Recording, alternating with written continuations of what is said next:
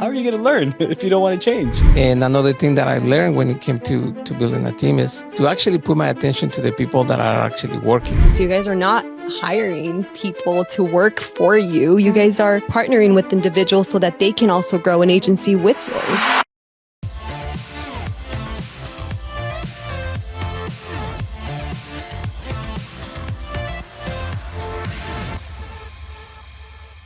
Without further ado, we're going to get started. Thanks for joining us. You got myself here, John, filling in for Albert. Albert's out of town. We got Joan in the house, everyone. And we got Misha in the house for our tour. Hey, guys. So we just went over some numbers, and shout out to our top producers, Terrence at number 2, helping 16 families, and Darren White helping 24 families in the first week of August. How's that possible? A lot of leads, a lot of activity. That's the only way it's going to happen. Right? Yeah. So a couple of things that's been really going well for him, just to let everyone else know, he's just been on a good lead system. And he's had such a success on the lead system that he's on, he's upped his lead expense. Oh, nice. So what typically happens when you up your lead expense? You get to help more families. You help more families, more You have better production comes in. opportunity. You have much better opportunity, that's for sure. Have more at-bats for sure. Yeah. And so when your at-bats are high, now your production is high, your income is high. Okay. And what are you attracting now? You're attracting people that want to be where you're at. Yeah. That's right. So his son-in-law, Landon, stepped out of the business, got into the oil industry, made good money. But now he's seeing his father-in-law making the higher amount of money, and it reattracted him back into the business. Money talks.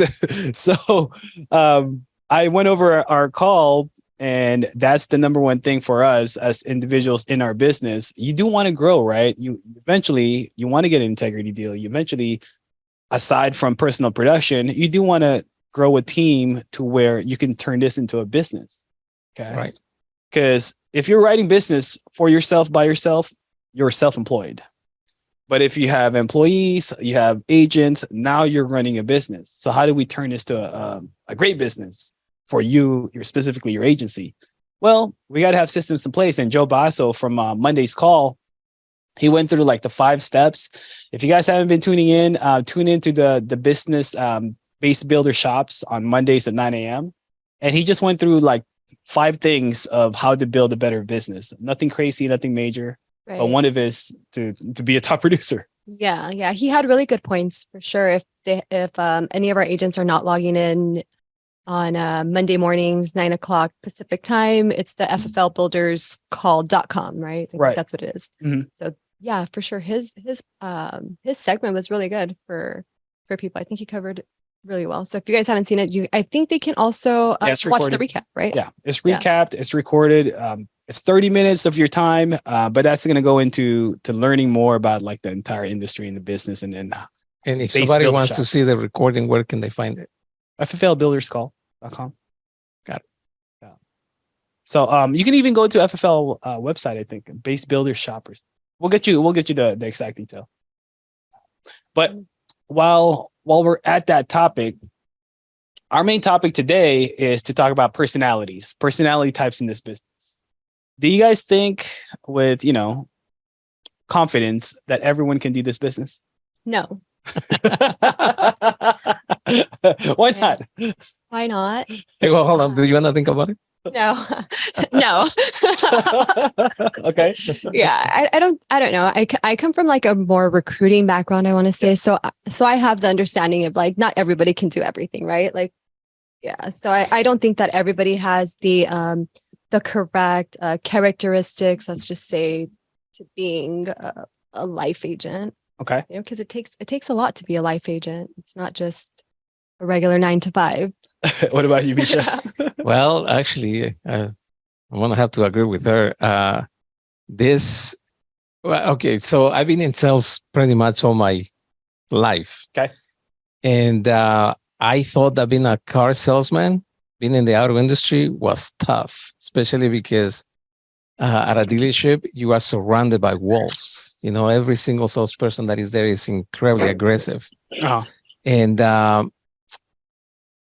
But in my opinion, it prepared me to this, because this industry is not easy. It's an incredibly hard industry. It pays very handsomely.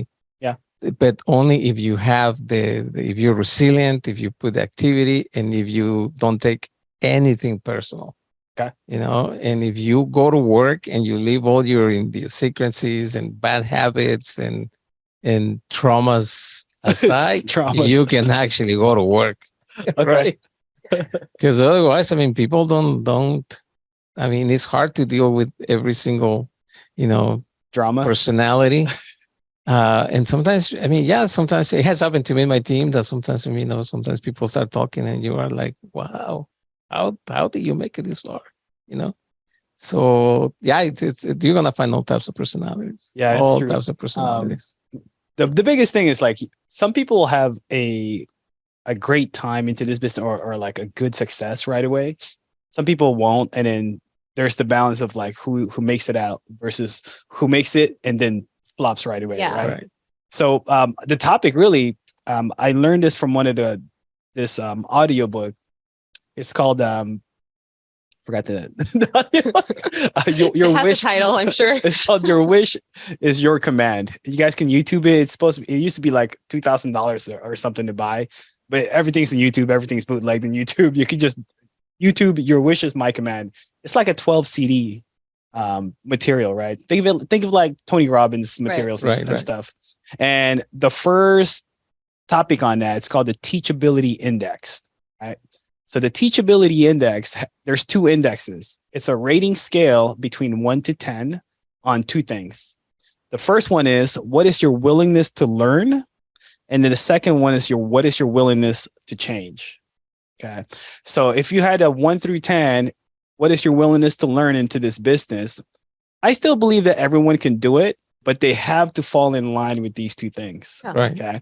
So if their willingness to learn is from 9 to 10 and their willingness to make changes is from 9 to 10, they're going to be good. Yeah. Right. They say that if you multiply those two numbers and if your answer is over 75, you're doing good. You're going to have a good time here. Yeah. If it's under 75, it's not a good thing. Right. So, but if you do the math, 8 times 8 is what? 64. Is that a good thing or a bad thing? You're under 75. Yeah. Well, not as a bad thing then. Yeah. 8 times 9 is only 72. So you should have a 9 and 9 of willingness to learn and willingness to change in this business. So, But is that applied for like anything, right? Yeah. Not just in this business. It would apply for anything. Like if you apply that to anything, you'd be successful. right. So it comes into then, is it a passion? Is it the want of the money? But if you only want the money and you're not willing to learn, you're not willing to change, will you be successful in this business? I don't think it has to do a lot with money, because if you're driven by money only, I mean, you can get. I was seeing if this worked, and it does. All right, it works. Yay, we can Yes, hear you that's- perfectly fine. Who's that? I don't know. It says iPhone. Oh, yeah. I was like, what's that? James Holt. I It sounded like James. I knew it was James. So anyway, it's not just about money, because if you're only driven by money, you can go get a job and get paid. Yeah. I mean, you just let the clock go by and you're going to get paid anyway, right? Mhm. But if you really want to grow, I mean, then you have to start thinking about, in bigger terms, because sometimes you're going to make a lot of money, sometimes you are not. But doesn't become like an obstacle, because it's just your vision's still somewhere else. Right. In your goal, and you know that you're going to have to go through those months that, where you're going to make a lot of money, you're not going to make more money. But as long as you don't lose your goal, it doesn't really matter. Mhm. If you're only driven by money, you go like, oh my God, I got to go get a job. And then you just leave because you couldn't accomplish anything because nobody was paying you. And then sometimes too, if you're just driven by money, it goes back to the willingness to learn and change. What You if hit a plateau? you hit a You're plateau? going to plateau no matter what. Yeah. And like the goal would be to not plateau. Like who would want to plateau? That means you stop growing. You stop.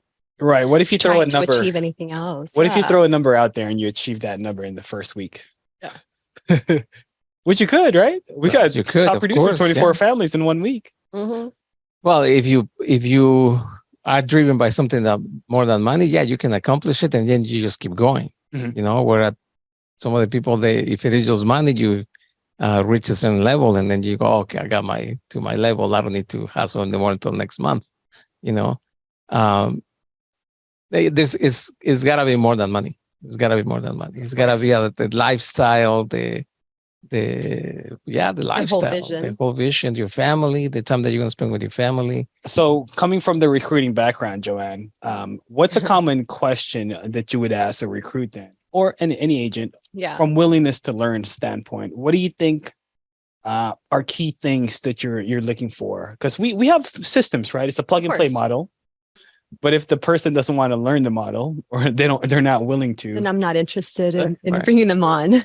So what are the red flags that you see? So a red flag to somebody that would not want to learn is maybe somebody that I don't know. I've run across some people that exude a lot of like confidence, right? They express a lot of they're too cocky, or they express a lot of confidence in like their sales ability, but then they just lack they just lack like the common sense of like listening to someone, right? So if I'm talking to them and then they're like constantly like not letting me speak to begin with, then that to me is like a sign. Like number one, like if you can't simply pay attention on one conversation, like most likely you're not going to be somebody that's coachable. That sounds like like if somebody coming in that's a pressure salesman, they don't let you finish anything, and they think they know everything.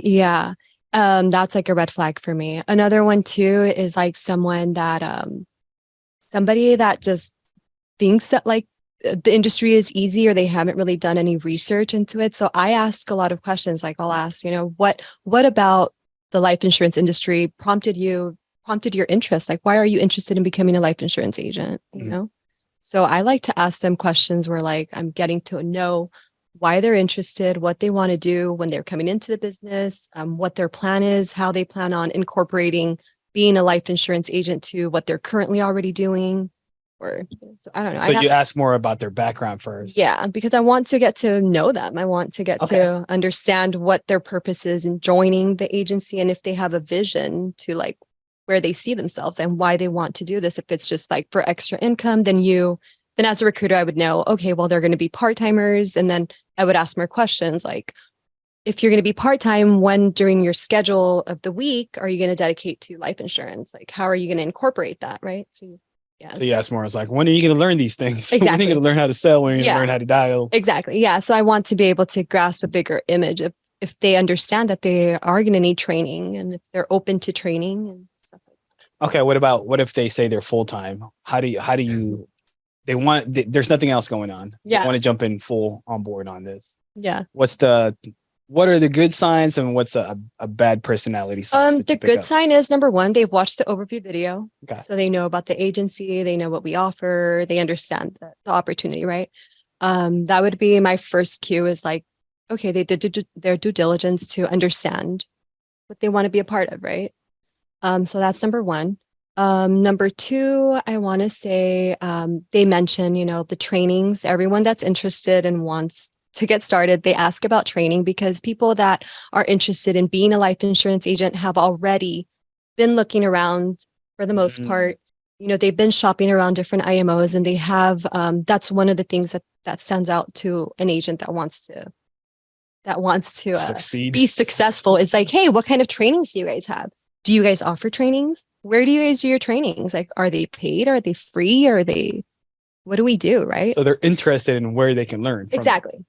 So they're showing interest in like where they can learn, or they're at least asking like, hey, do you guys offer training? Right. So if they're not, then are you thinking like, all right, this is if they're not back waiting to happen, this is a fraudulent. If they're not, I don't think of it like that. I just think of it like, this is probably going to be somebody that we're going to have to walk through the process, right? It can either be that where you have to, or I'll mention to them, by the way, we do offer free training. And then I kind of see what reaction they have, if they're interested or they're not interested. But for the most part, I think the agents should be asking questions. Like, your prospects should be asking you questions. Yeah, that's a good personality, right? If they're willing to like just seek the knowledge first instead of being handheld, because now you're going to see that's a problem agent, because now they're not even asking for the training. They just want it to be shown or done for them. Right. And then You've had Yeah, those so then you- where Yeah. I So got a client. What next? yeah. So as a recruiter, like you kind of just identify like, okay, this person would be okay because they're gonna, take the steps to find out, or they're not. Yeah. What do you guys do? What do you do, John? Yeah, so I had the mentality before. It's like, oh, let's throw everyone in the wall. Oh. let's hire Yeah, that people. was Let's bring everyone in. Yeah. Because I saw the good in people. I was able to like work around what they want out of it. So I look for their goals. Yeah. But I did make the mistake where I sold the opportunity too easily that Mhm. everyone can do it. I still believe everyone can do it, but they have to be willing to learn and change. Right. Yeah. Right. You don't have to be the best salesperson in the world. Right. But you just got to do the work. Hope you're enjoying the video so far. Please make sure that you like, subscribe, comment, anything to help support the algorithm so we can continue to bring you more valuable content and continue to be part of your lives. Also, if you don't feel that it's providing you that much support since you're already at this point, like and subscribe anyway.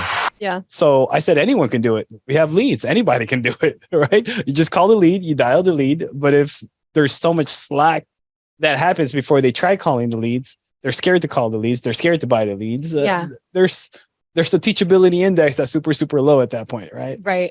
Yeah. Well, I pretty much did the exact same thing at the beginning. I just wanted to bring bodies into the team, Right. Yeah. and I did, and everybody's gone. Because I didn't really ask the key questions. I didn't ask them the why. I didn't ask about themselves, if they're disciplined. I didn't take it in the sense. You didn't take it That into they- consideration. No, I didn't see it that I was actually interview them for them to get a job.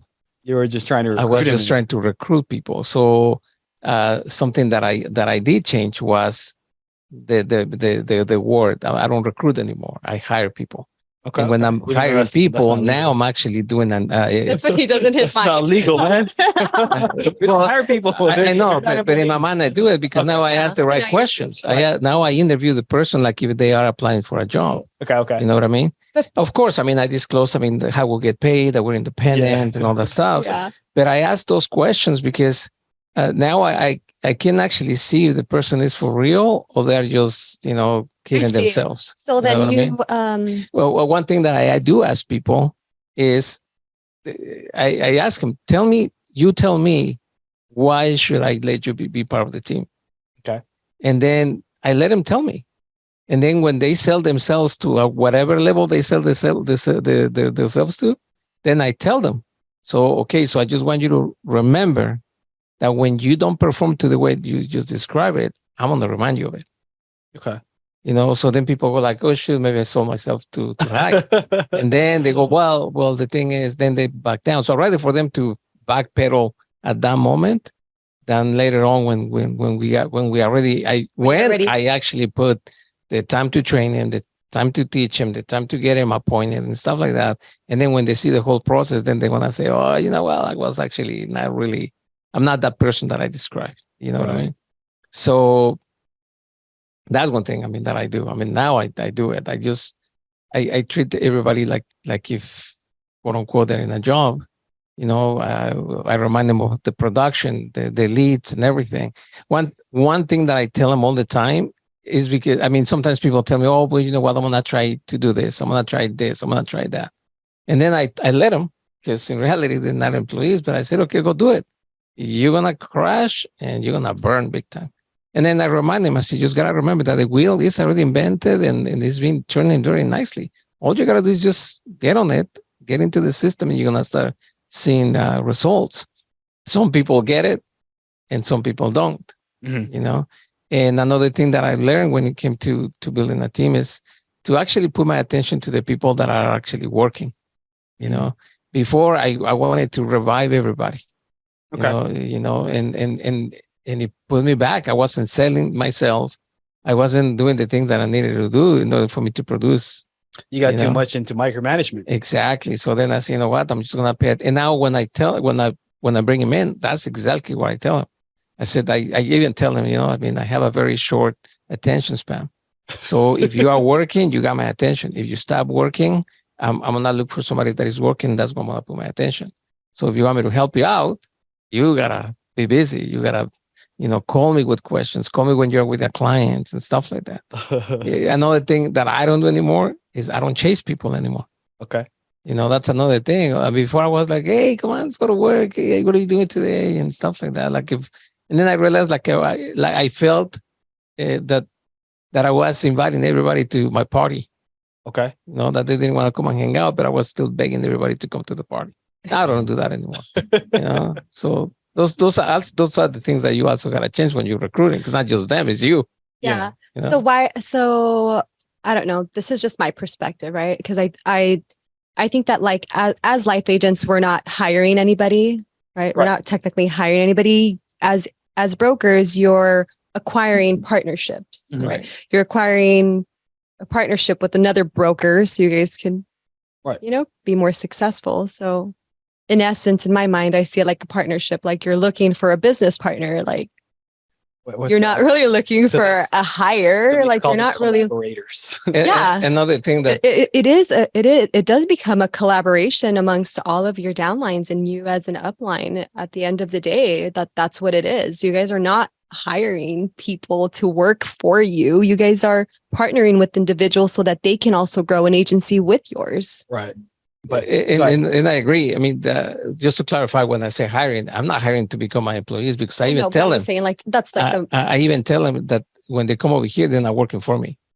I mean, we want to be working together. Yeah. You see, but we need to make sure that we are compatible per se. Yeah, I get you. You're doing more. You now have an hiring interview process versus a recruiting sales pitch to bring them to your team. Exactly.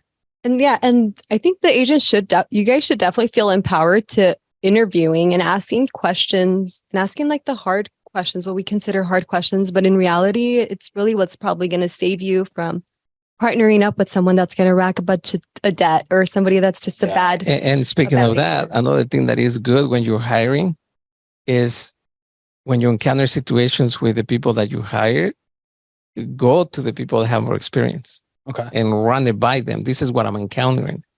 Because when you talk to somebody, like you, Joan, and then you run the situation by you guys, at least to me, I'm going to speak for myself. You guys give me your perception and this and that.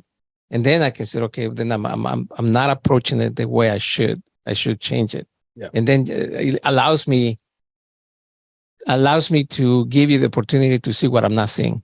Right. So then that means that you stay on the index of learning. Yeah. Oh, absolutely. Yay. Well, it's looking up. Huh? It's a. We like you, Misha. Thank you. You're gonna keep me around for another month. That's why Misha's been around, guys. You have a good high teachability index. What would be your number, Misha? Well, I mean, you have to understand that in this business, you are constantly learning. Right. Nobody gets to the top and then you stop. You gotta continue learning and seeking information and guidance and stuff like that. So to add to that, aside from recruiting brand new agents, what's applicable for us as agents, you start looking into, your willingness to learn about the business. Okay. So as an agent now, how much time are you investing into yourself, into learning, right? Like there's so many contents, trainings out there. When's the last time you listened to a podcast? When's the last time you listened to somebody else's call? There's agency calls like SkyPoint, Trey's call, Sean Mike's Q&A calls, all these things that are available out there. When do you clock in on those? Yeah. Okay. Or when are you learning, basically? Right. So same thing, look at your teachability index. What's your index level of your buy-in on our team calls or sales conferences or any other nearby conferences around or the convention?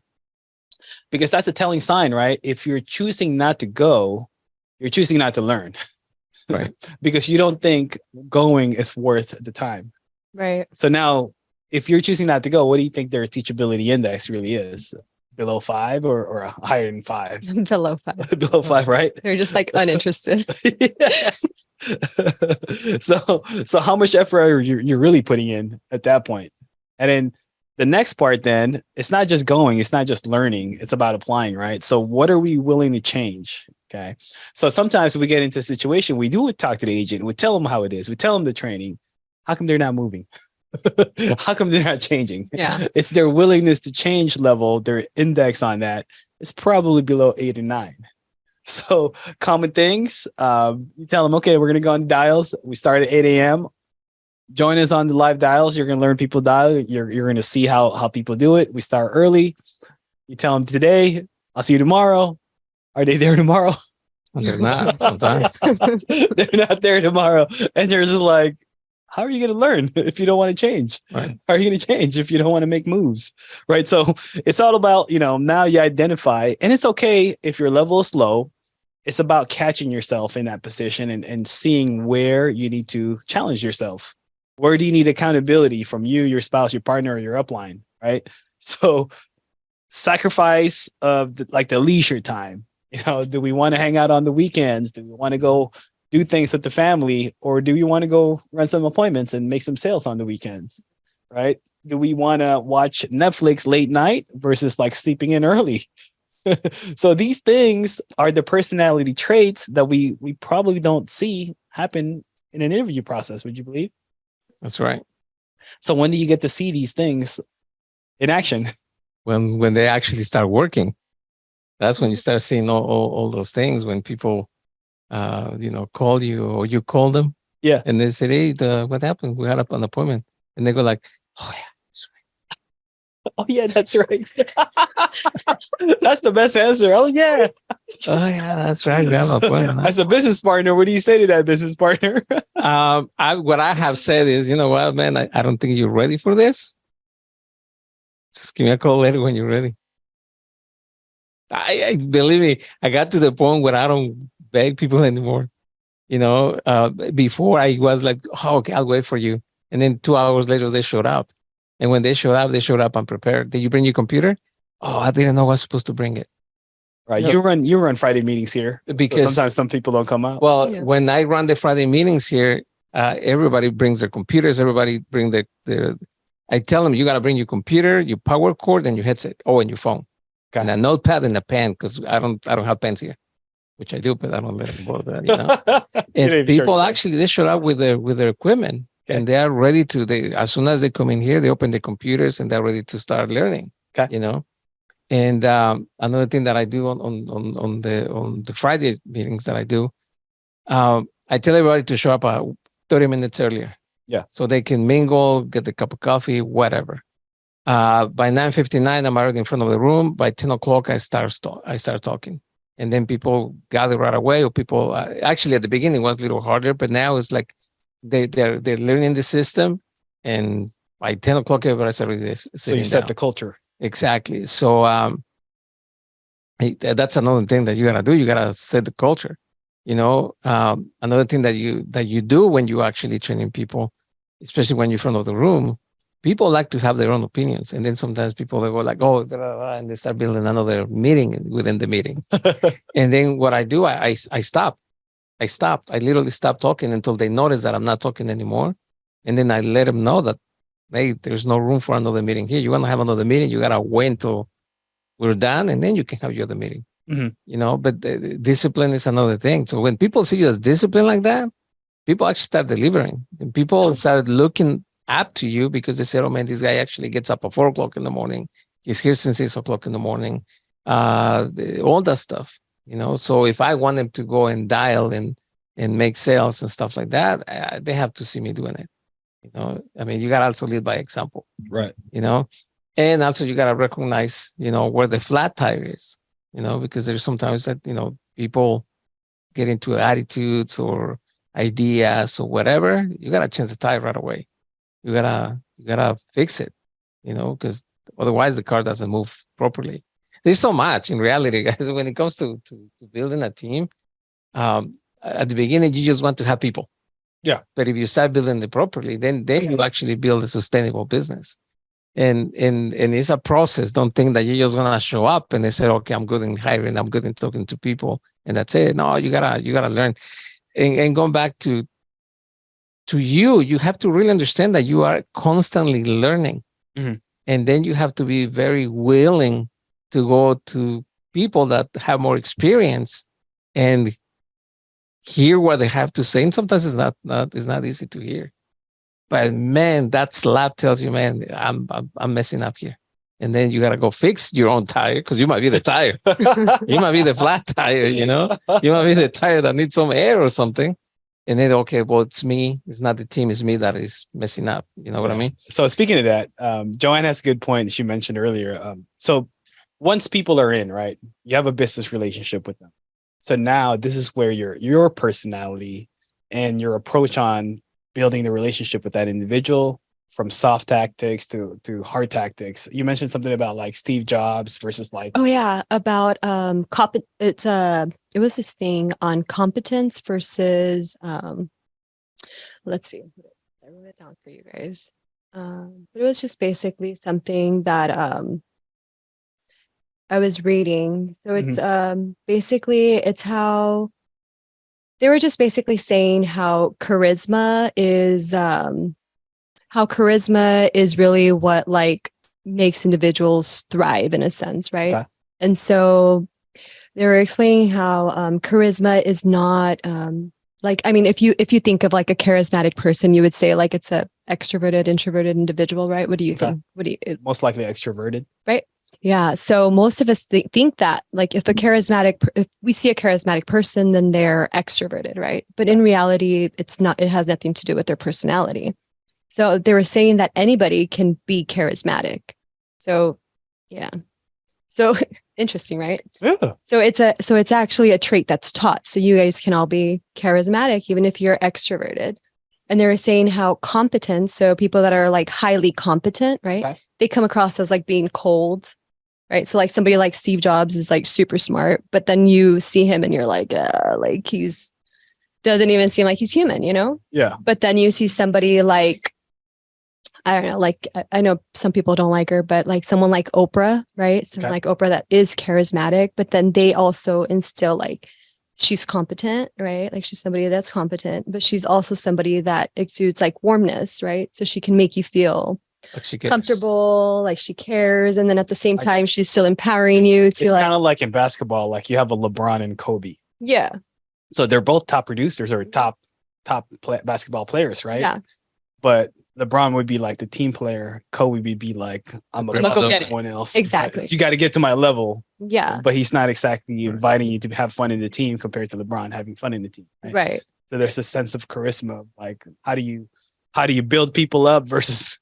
almost breaking them down? Yeah. So those are actually like some traits that we can acquire, like super easy stuff. They say like when you first meet somebody, within those first 10 seconds of you meeting them, like they're literally reading you, whether they can trust you, whether they like you, and whether they like want to be around you. So this is applicable in sales for your clients versus agents. Definitely. Yeah. And anybody that is introverted can definitely be charismatic by acquiring like some warm skills and a little bit of How do you get warm skills? Earlier, get warm skills, guys or men, right? So let's see, what are some warm earlier skills? today too. I mean, something that Joan taught me, and I was actually blown away.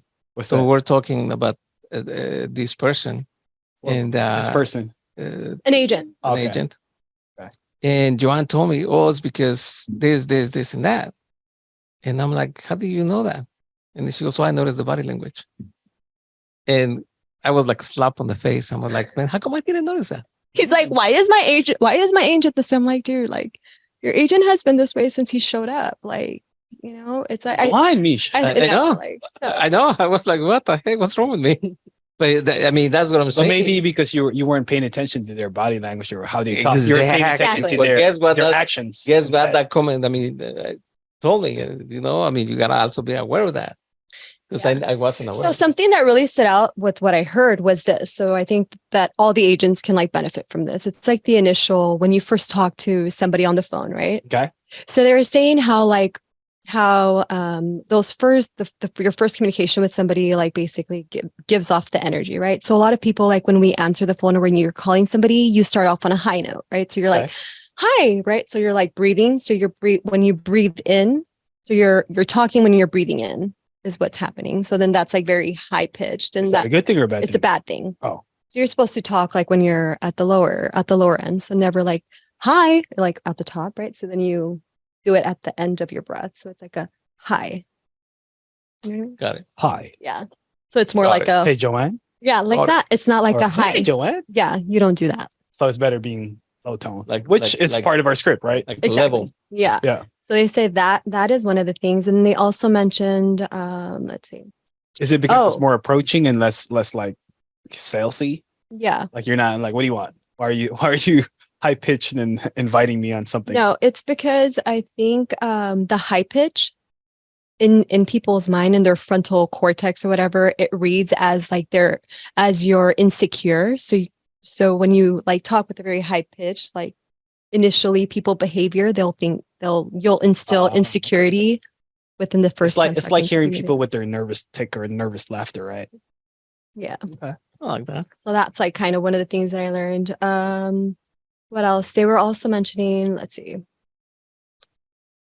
Yeah, this so is especially- speak on your breath, speak on out breath, not on breath, right? So you relax your vocal cords basically. They say some of the biggest mistakes people make though, and this is interesting, right? Because sometimes we think like, oh, I'll just fake a smile, right? Yeah. So never fake a smile, because they actually made a study and they showed, I don't know how many people, like fake smiles versus real smiles, and they were able to identify every fake smile. So like people can actually read your fake smiles. Good thing I never smiled. Interesting. And they say, okay, so this is a couple of tips. So you guys were asking about like what are some warm cues, right? Yeah. So like smiling is one of them. Smile with your eyes. Smize. Yeah, smizing, guys. Smize. The head nodding. So if you nod 3 times to somebody, like when they're talking to you, You have to do 3. 3 nods. So it's 3 nods. 1, 2, 3. So it's like you're conveying like confidence in them, so they can continue talking to you. So like if you're talking to me and you're like, Okay. so it's like, There you go. yeah, and that automatically gives somebody like 10 to 30 seconds extra of talking. So Well, like, how do you apply this in telesales? Well, this is in not person. telesales. This is in person. Yeah, Okay, you're in okay. person. Telesales, I would say, I don't know, like do it yourself. Like when I'm talking on the phone, like I'm still like, yeah. Oh, so you still do the nod. Because I think that like if you get into the habit of like doing it, then the person on the other side can like feel it. Well, when you are doing telesales, I mean, and if you do stuff like that, sometimes when I'm closing, I'm walking, and it's the energy that you are projecting over Yeah, the they can phone. feel it. They can feel it. Yeah, and they actually did like studies where they put like body sensors on people to see, if they can actually if you're conveying like that energy to them and you don't. So if like the other person's matching your energy or what? Or But- if like what you're saying is getting to them. Plus, Yes. when you're on the phone, I mean, and I'm sure you've experienced it, that if you talk to monotone, people get bored. Yeah. And so also like some warm cues that you can do while people are talking, you can do like, Exactly. oh, I do that. And then people, I mean, when you do that over the phone, people, like remain engaged. yeah. They remain engaged. So those are, That's like, why it's some easier warm to cues close. that you guys can do is like, Yeah. Another thing is, when you're on the phone, especially when you're doing a telesale, you don't talk down to people because people can tell. You gotta sound like you're actually helping them, Right. not lecturing them. You're lecturing them, this guy thinks too much, and then they hang up. So I'm just bringing this all back to like the subject of our topic about personalities. The harder part, all these things are learned, mhm. but would it be easier to find somebody that's a natural in that versus somebody's like, I don't think anyone's looks- an actual natural. or they've already learned it from the previous experience. Yeah. All right. It's like hiring someone that's done But it's direct also sales versus hiring someone that's in accounting. right. Well, I think it comes out to But you have to stay on that teachability index because you understand then if you're switching, Right. you know that you have to like switch up and you need to change your behaviors in order to be successful. Well, it also has to do with the willingness of the person to learn. Change. Because there is some people that have experience in other fields, but they just think that they already know too much, Yeah. and they're not willing to be taught something new. And then when they get on the phone or they are in front of people, then they just burn it. They go like, well, what happened here? It's because they're not willing to be taught. Yeah. They're not willing to be Or, coached. or sometimes like those little things, I think, like some individuals, and I don't know, I've heard a lot of people on conversations, but I think that sometimes like we run into doing the same thing over and over and over again, that to us, it seems very like normal to pick up the phone and say, hey, Miss So-and-so, like you've requested XYZ or whatnot, right? Like we're used to it, but the other person is not. Mhm. So like, for us, it's like the repetition of talking to people. So we may not be so warm, or we may not be, at our best. Yeah, so it's kind of like role playing in a sense. Right. But like if you're ready to put on a show, you ever seen Broadway shows? Yeah. Mhm. They have to put on the same act Over as and if over. there's new customers over and over, Yeah, and every it's the single same time. process, right? Yep. So we got to be just like that in our presentations and sales. I saw one Instagram, Harold Durana Mm. was featured on the FFL page, and he was just talking about, dude, I say the same joke, same line, same everything, so that you can investigate and you can track your numbers to see where you can improve on. Yeah. If you say the same jokes to a brand new individual, it's going to be It's funny. still working. Yeah. It's still going to be funny. Yeah. So that makes more sense now to create these extra touches, because on a telesales, we only have a few seconds Yeah. before they either hang up on us, don't trust us, don't believe us, even though they've requested something in Right. for a lead. Well, and that has to be with the way you talk, though. Like she said, if you go like, "Hi, it's me, Misha. Yeah. Can I talk to Yeah. John?" Yeah. Oh, it's a sales call. Hang up. But you're more like level, and then you sound like you're actually doing a job. People are more willing to listen to. But I mean, there's so many ways to do it. Yeah. But you just gotta kind of match your personality too. You gotta be aware of what's happening out there. I mean, you also see it with some other. Like I have experience with some other agents too, that they are talking like they know everything, Mhm. and I just watch him, and I'm like, man, I wonder when this guy's gonna realize like he's just talking with no sense, And that's another thing that you gotta realize. But then sometimes all that talking gets you that sell, So, Well, I'm just kidding. It depends. Though. Not really. Well, I mean, it depends, but Yeah. I mean, that's another thing that you gotta recognize on people. That way, you can actually coach them, Yeah, when it's not teach them, working to change your it, and favor. adjust it. Otherwise, you just start talking, and everybody gets bored, and then you leave. Well, it is, when you guys are making a sale, don't you feel a higher energy when you connect and you make the sale and you complete the sale? You have Oh, a connection with absolutely. the individual, Yeah. right? And then you can already tell within, I would say, the first minute, 2 minutes, if somebody's just straight to the point, you can't build a connection, they just want quotes, they want numbers. What's the likelihood of selling that? Yeah. Right. And then you could do as much rapport building as you can, but if they're not allowing you, you don't even have Yeah. a good presentation, would you? Because they Right. don't even trust you to begin with. Yeah. Right. So for me, I feel like I do get the sales on the instant connection hit. I have a higher chance of selling. But yeah, if it's a matter of fact individual, I'm dead in the water most of the time. Well, Yeah. that's something that I tell my people all the time. That regardless if you are face to face with an agent, with a client, or you're on the phone, I even tell them the rule number one is you gotta learn how to listen. You listen to what people are saying, you're gonna be able to close. You have to really, really learn how to listen. And I even tell my teams, everybody's gonna tell you how they want to be close. Okay. All you gotta do is just listen to it. They're gonna tell you why they want insurance. They're gonna tell you who they want to protect, and they're gonna tell you their why.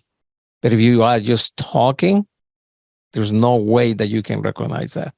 And that's another thing that you also gotta teach your people. Because especially you get a lot of A personalities that they want to dominate the whole conversation. Yeah. And then you just gotta let them the chance to talk. But then they tell them, okay, buddy, but did you listen or did you hear what I say? And if they didn't, it's just, you gotta start all over again. I tried different tricks on the phone. So I would recognize, okay, there's an A personality. They're alpha. They tell me everything, right? Yeah. And so it was funny. He would tell me something. So I spoke to a lawyer. This guy he repeated himself 5 times that he was a lawyer. So he's that type of personality, right? So I'm all like, okay, I understand this guy's going to be, rigid. Yeah. For a good personality type. I And think Linda wants to say something. I said something. I'll get to you in a second. And I told him, okay, let me go build up a little bit of rapport by repeating what he just said. He got pissed off. I don't understand your question. I was like, no, I'm just repeating what you're saying. But he just repeats himself again. And I'm all like, all right, well, I blew this out the water too. Right. Forget it. Yeah. You had something to share, Linda? I just wanted to say that when I first came aboard, I pretty much worked primarily with Misha. And Misha just has a calmness about him. I know that he was a car salesman, but he definitely That's easy work? has Huh? A good car salesman or used car salesman? No, it was a good one. He's just a good salesperson, period, but he works well with bringing things out. Like he has that ability to tell you, go do this. And when you do what I'm telling you to do, it's going to work. Don't overtalk it. Don't oversell it. And then listen. And I just got a kick out of working with him because he is primarily instrumental with me staying aboard because Oh, thank you. for me, I kind of like have a full-time job and it would have been easy for me to just kind of slack off, but working under him was really the glue that made it stick. So thank you, Misha, for that. You just have a very calming voice. You project well over the phone to listen to you. I've also had the privilege of going on a door knock with him and seeing how he handles everything. He's so professional. Definitely would love to be able to encourage people to walk with him, to be able to see how he conducts himself with the client. And it's amazing. So just saying. Thank you so much. I appreciate that. Wow. It's your birthday, Mish? Yeah. How much did you pay her for that review? Check later. Just kidding. What's up with this shout out? Thank you. Linda didn't say nothing about us. Thank you. Thank you. But it's the relationship that you do build in the business. Not everyone's gonna make it happen right away. So when you have an agent that's down, what's gonna keep them from staying? Okay. Did you build a relationship? Did you build a companionship, camaraderie, something to get them higher or pick them up when they're down? Right. All these little things are it's a fine balance between a micromanager and like a parent / friend / how do I make you make money? Right. Right. Yeah. So it's a tough game, but it's always for you yourself being the learnable individual, the changing individual, willing to change, to a manager looking for the right individual. I think that's going to be the winning solution, right? We got to make sure we find the right people, willing to learn, willing to change, and we got to put in some value that we can bring to the table, right, to make them make money. Right. So that's pretty much. Anything else you guys want to bring up in regards to personality? No, just let's be coachable and let's go to work. Learn from everybody.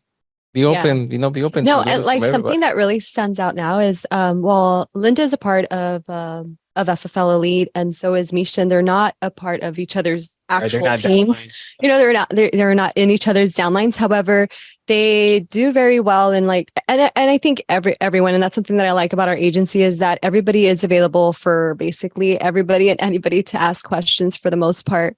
So I think that's really cool. So I just wanted to say that. Yeah, and that's a part of it. I was amazed that at first I thought he was under me. I mean, I thought I was under him, of course. And then I found out that I wasn't. I'm like, well, what does he want? And then I realized he's just that way. So it's a beautiful thing to be in an industry where people will help you and they have no financial gain involved. And so that's what makes me excited about being a part of this industry. And so listening to you three, it has encouraged me today to be able to work with the people that I have and work on their character building. And it also helps me to understand how sometimes you can say the same thing over and over again. If you have a person that has a strong personality like myself, or you have somebody that's more introverted, if they're saying the same thing over and over again and they care, then it's going to work. So I really did grab some things from you guys today. Thank you. Awesome. Thank you. Yeah, so we just want to make sure we create a winning solution, right? Win-win situations. The agent wins, the manager wins. But the first start is, if we increase our personal production level, it's going to attract a lot of people. And how do we increase that individual personal production level? Look at your numbers. Okay. What are you missing? Look back into what are you missing about willing to learn? What are you missing about willing to change? When you identify these things, it's going to increase your level. And then we start building even bigger. So that's all we have for you guys today. Hopefully you guys got something out of it. If you guys haven't, go on YouTube. A lot of the calls are in there, a lot of the trainings. So that's something to start off with willingness to learn. Yeah. There you go. Yeah. Thank you, guys. Hop on the FFL podcast and check out all our videos, and you guys can learn from there. Yeah. And make sure you guys like and subscribe. We'll see you guys next week. Thank you. Billy. Bye. Hope you guys enjoyed the video. Thank you guys once again for supporting. If you guys want to see more of that, please make sure you like, subscribe, click on this link here to subscribe, click on this link for the next video.